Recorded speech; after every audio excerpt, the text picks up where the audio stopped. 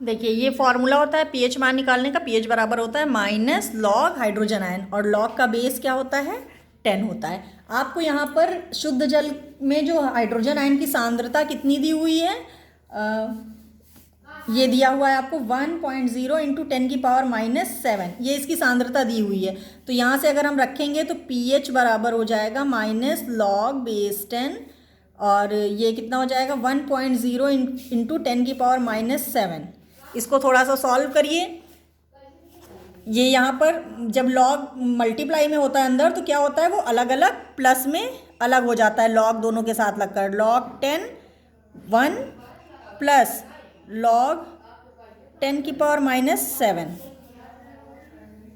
ये हो जाएगा माइनस, देखिए लॉग 1 की वैल्यू क्या होती है 0 होती है, प्लस यहाँ पे भी बेस लगा दीजिए। अब ये देखिए जब पावर होती है बच्चों तो ये पावर क्या होता है, ये पावर आगे आ जाता है, -7 log 10 बेस 10 माइनस 0। अब ये माइनस प्लस क्या हो जाएगा, -7 log 10 base 10 is equal to -0 minus, देखिए log 10 बेस 10 इसकी वैल्यू क्या हो जाएगी 1, तो ये हो जाएगा माइनस, ये -7, और ये माइनस माइनस क्या हो जाएगा प्लस।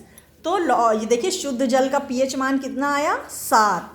तो इस तरह से हम पीएच मान किसी भी चीज़ का निकालते हैं। अगर आपको उसमें हाइड्रोजन आयनों की सांद्रता पता है तो इस तरह से रखकर, यहाँ पर हाइड्रोजन आयन की सांद्रता रखकर ऐसे सॉल्व करके हम पीएच मान निकाल लेते हैं। तो यहाँ कुछ एग्जाम्पल भी हैं बच्चों, हम वो दे रहे हैं आपको, आप अपनी बुक से देखिएगा और उसको सॉल्व करने की इस तरह से पीएच मान निकालने की कोशिश करिएगा।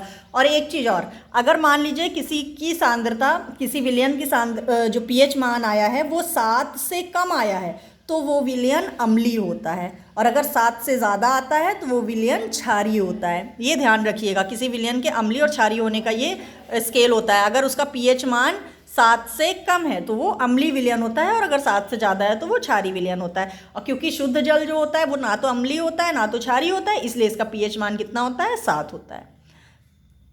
तो बच्चों आज जितना चीज़ हमने बताया है इसको आप अपनी फेयर कॉपी पे नोट कर लीजिएगा, और इसके जो न्यूमेरिकल है पीएच मान निकालने के वो आप करने की कोशिश करिएगा। हम आपको कल और सारे न्यूमेरिकल इसके करवा देंगे, उसके बाद फिर नेक्स्ट टॉपिक हम इसका पढ़ाएंगे आपको। Thank you.